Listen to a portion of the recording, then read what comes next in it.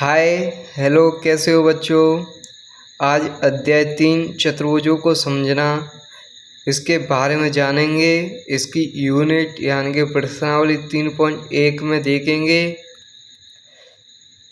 3.1 प्रश्नावली का यह फर्स्ट सवाल है यानी कि पहला। तो इसमें देखेंगे साधारण वक्र, इनमें साधारण वक्र क्या है और कौन सी आकृतियाँ साधारण वक्र की, साधारण बंद वक्र की, बहुभुज बहुभुज किसे कहते हैं, इसमें बहुभुज कौन कौन सा है, उत्तल बहुभुज कौन से इन आकृतियों में, उत्तल बहुभुज क्या है, उत्तल बहुभुज की परिभाषा क्या है, कैसे पहचानेंगे, अवतल बहुभुज की परिभाषा क्या है, यह सब इस प्रश्नावली में जानेंगे। तो वीडियो स्टार्ट करते हैं। जैसे कि पहला क्वेश्चन है, प्रत्येक का वर्गीकरण निम्न के आधार पर कीजिए। यानी कि इन आकृतियों का वर्गीकरण करना है। पहला है ए पॉइंट साधारण वक्र, तो इनमें से पहचानना है हमें साधारण वक्र कौन सा है। तो पहले बच्चों यह बताओ कि साधारण वक्र किसे कहते हैं। तो क्या है, इसमें कौन सी प्रश्नावली में, इस प्रश्नावली में पहला सवाल में कौन सी साधारण वक्र है। तो साधारण वक्र किसे कहते हैं पहले यह जाने। जैसे कि साधारण वक्र बिना पेन उठाए कोई आकृति बन जाए, उसे साधारण वक्र कहते हैं। कि बिना पेन उठाए कोई साधारण आकृति बन जाए, देखो बच्चों, इसमें मैंने याद रहा तो बिना पेन उठाए यह आकृति बन गई, यहाँ बिना पेन उठाए यह भी आकृति बन गई, तो उसे साधारण वक्र कहते हैं। तो इसमें देखेंगे इन पांचों, ये 8 आकृति में पहले देखेंगे। तो देखो यहाँ से स्टार्ट करेंगे, ये पेन जा रहे हैं, उठाया नहीं तो एक, तो इसमें पहली एक हो गई, यह साधारण वक्र देख। जैसे कि इसमें यह दूसरी हो गई। इसमें देखें तो अब यह तो बन गया गोला, ये सर्किल कैसे बनेगा। तो पेन उठा तो यह नहीं है, ये एक जटिल आकृति है। जैसे कि ये काट रही है तो इसमें तो उठेगा ही पेन, तो यह भी नहीं है। इसमें देखें तो यह भी, यह यहाँ पर भी पेन नहीं उठा, तो यह 5 नंबर।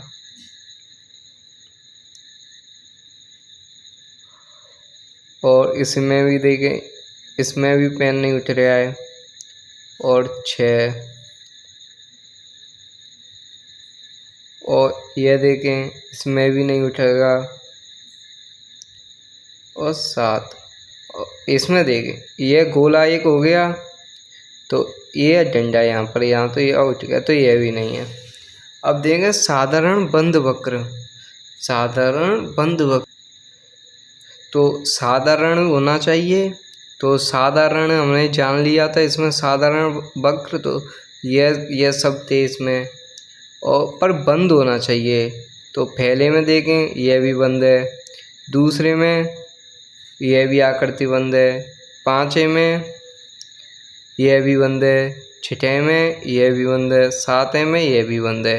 तो यह साधारण तो पहले हमने देख लिए, तो साधारण ये है और बंद है। तो इसका आंसर भी यही होगा, 1 2 5 6 7।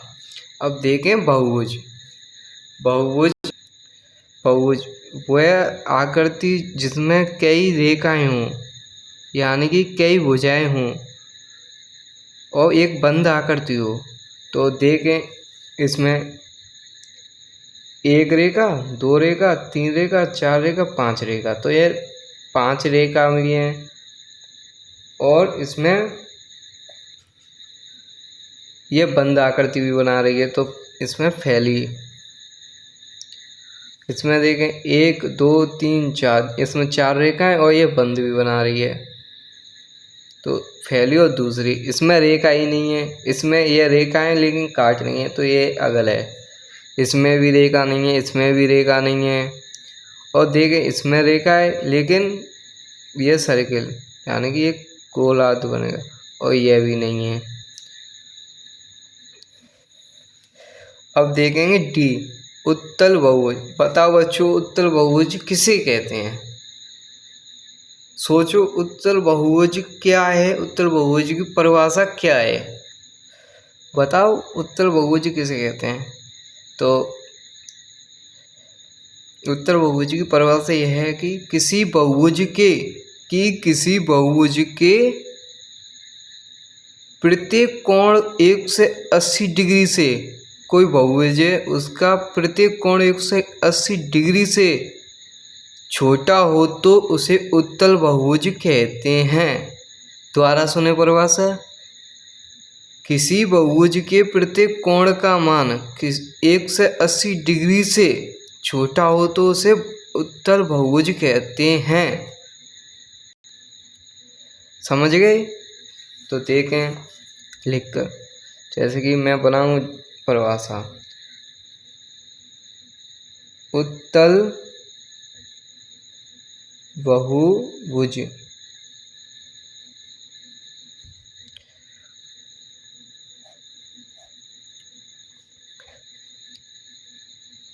किसी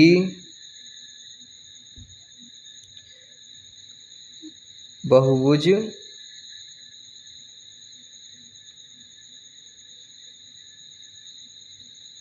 के प्रत्येक कोण 180 डिग्री से छोटा या कम हो उसे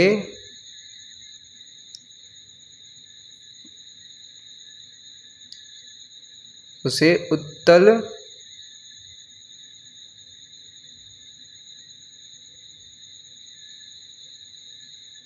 भुज कहते हैं। मतलब किसी बहुभुज के प्रत्येक कोण का 180 डिग्री से छोटा या कम हो उसे बहुभुज कहते हैं। तो समझ गए होंगे बच्चों? तो बताएंगे इनमें से कौन कौन से बहुभुज उत्तल बहुभुज हैं। तो देखें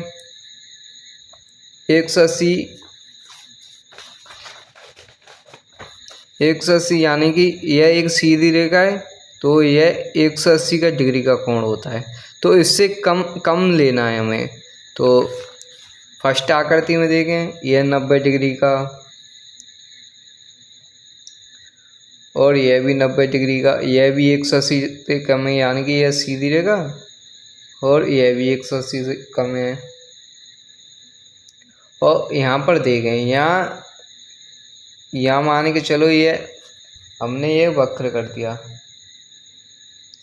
यह 180 और यह इससे अधिक हो गया, तो हमारी परिभाषा क्या कह रही थी? 180 से कम, तो यह तो है नहीं।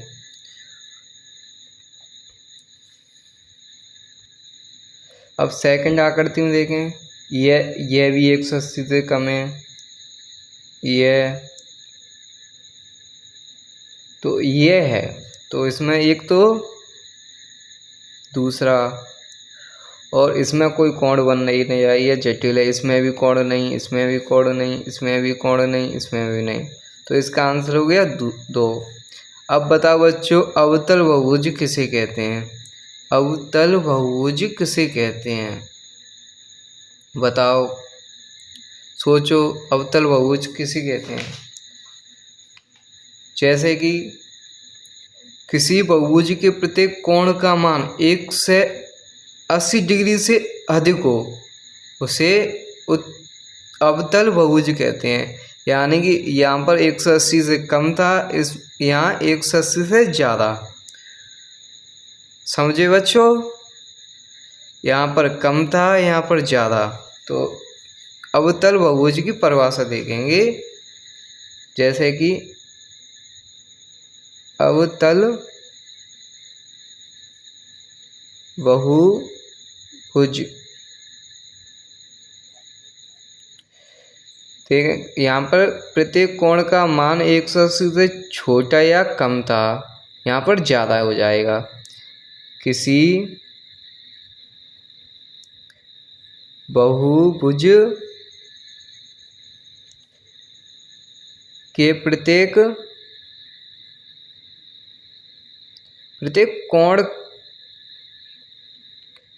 180 डिग्री से ज़्यादा हो उसे अवतल बहुभुज कहते हैं। बच्चों, किसी बहुभुज के प्रत्येक कोण 180 डिग्री से ज़्यादा हो उसे अवतल बहुभुज कहते हैं। और इसके जो विकर्ण हैं वो बाहर की ओर होते हैं, इसके विकर्ण बाहर की ओर होते हैं और इसके अंदर की ओर होते हैं। जैसे कि हमने देखा था उत्तल बहुभुज में कि दूसरा था, इसके अंदर की ओर होंगे विकर्ण, तो दूसरे में तो इसके विकर्ण अंदर की ओर हैं, देखें अंदर की ओर हैं, और अवतल में बाहर की ओर होते हैं। तो अवतल बहुभुज, किसी बहुभुज के प्रत्येक कोण 180 डिग्री से ज़्यादा हो, समझ गए होंगे बच्चों, 180 डिग्री से ज़्यादा उसे अवतल बहुभुज कहते हैं।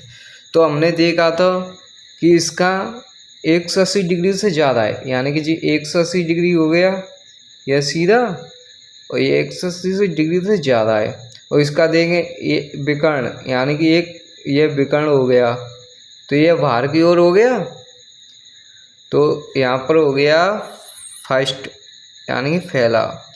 और यह तो उत्तल था, इसमें भी कोण नहीं है, इसमें भी कोण नहीं है, इसमें भी कोण नहीं है, इसमें, तो यह हो गया हमारा फैला क्वेश्चन। तो अब देखेंगे दूसरा क्वेश्चन, देखेंगे बच्चों दूसरा सवाल। समबाहुभुज क्या है?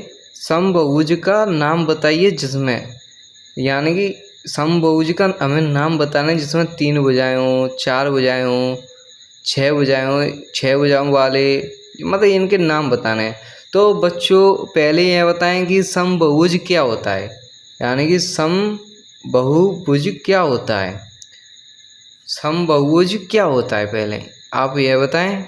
उसके बाद हम देखेंगे 3 भुजाओं वालों को हम क्या कहते हैं, 4 भुजा वालों को क्या कहते हैं, 6 भुजा वालों को क्या कहते हैं। सोचो बच्चों समबाहुभुज क्या है, तो देखें सम यानी कि समान, बहु माने बहुत भुजाएं, यानी कि जिसमें 2 या 2 से अधिक भुजाएं समान हो। समझे बच्चों? नहीं समझे तो देखें समबाहुभुज की परिभाषा है, समबाहुभुज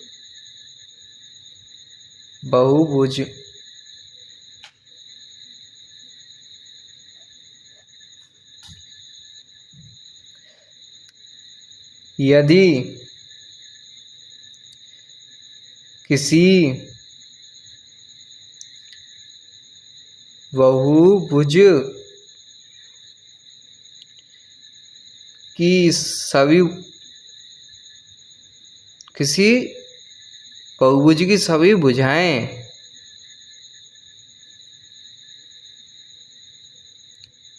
एवं कोण समान हो या बराबर हो उसे समबाहुभुज कहते हैं, उसे समबाहुभुज कहते हैं। देखें दोबारा से, सम यानी समान, बहु माने भुजा, यदि किसी बहुभुज यानी कि बहुभुज की सभी भुजाएं एवं कोण समान हो या बराबर हो उसे समबाहुभुज कहते हैं। तो क्वेश्चन में पूछा है तीन भुजाओं वाला, यानी कि तीन भुजाओं वाला, तीन भुजाएं हो जिस बहुभुज में, यानी कि त्रिभुज। यह तीन भुजा हो गई इसमें। और देखें यह भुजा, देखें भुजा समान हो गई इसमें। तीन भुजाओं वाले आकृति को हम क्या कहते हैं? त्रिभुज। परिभाषा क्या करेगी? सभी भुजाएं एवं कोण समान हो। यहाँ पर कोण देखें 60 डिग्री का, यहाँ पर भी 60, यहाँ पर भी 60, यानी कि तीनों कोणों का योग 180 होता है। तो 60 60 60 180। तो इसे क्या कहेंगे हम? त्रिभुज। बताओ इसे बच्चों क्या कहेंगे? त्रिभुज। तो पूछ क्या रहा था? तीन भुजाओं के नाम बताने हैं, तो इसका आंसर हो गया त्रिभुज। चार भुजाओं वाले को हम क्या कहते हैं? तो चार भुजाएं ऐसे बनानी है हमें कि उसकी भुजाएं समान हो और कोण भी समान हो। तो देखें यहाँ पर भी इतनी साइज की, इतनी साइज की, यहाँ पर भी इतनी, ऊपर भी। देखें गिने बच्चों कितनी भुजा हो गई? 1 2 3 4। तो यह समान, यह समान, यह समान, यह समान, चार भुजाएं समान हो गई। अब एंगल देख लेते हैं। यह 90 डिग्री, यह 90 डिग्री, यह 90 डिग्री, यह 90 डिग्री। यह कोण भी 90 90 के हो गए। तो ऐसे को क्या बोलते हैं? इस आकृति को बताओ बताओ, सोचो सोचो। इसे बोलते हैं वर्ग। अब देखें यह छह भुजाएं बना लेते हैं। एक बंद आकृति बनानी है। 2 3 4 5 6। तो यहाँ देखें यह सेम, यह भी, यह भी, यह भी, यह भी। तो समझ गए इसे क्या बोलते हैं हम? षट्भुज।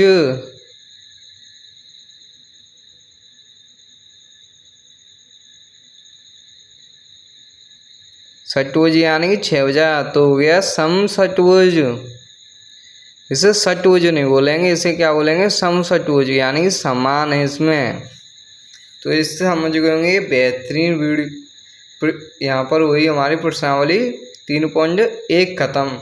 अगली वीडियो देखने के लिए लाइक करें, सब्सक्राइब करें, और ऐसी वीडियो एकदम मज़ेदार से, एकदम आसान तरीके से, यानी खेल खेलते हैं का उस तरीके से समझेंगे। ऐसे ही समझो, एंजॉय करो मैथ में, कोई मैथ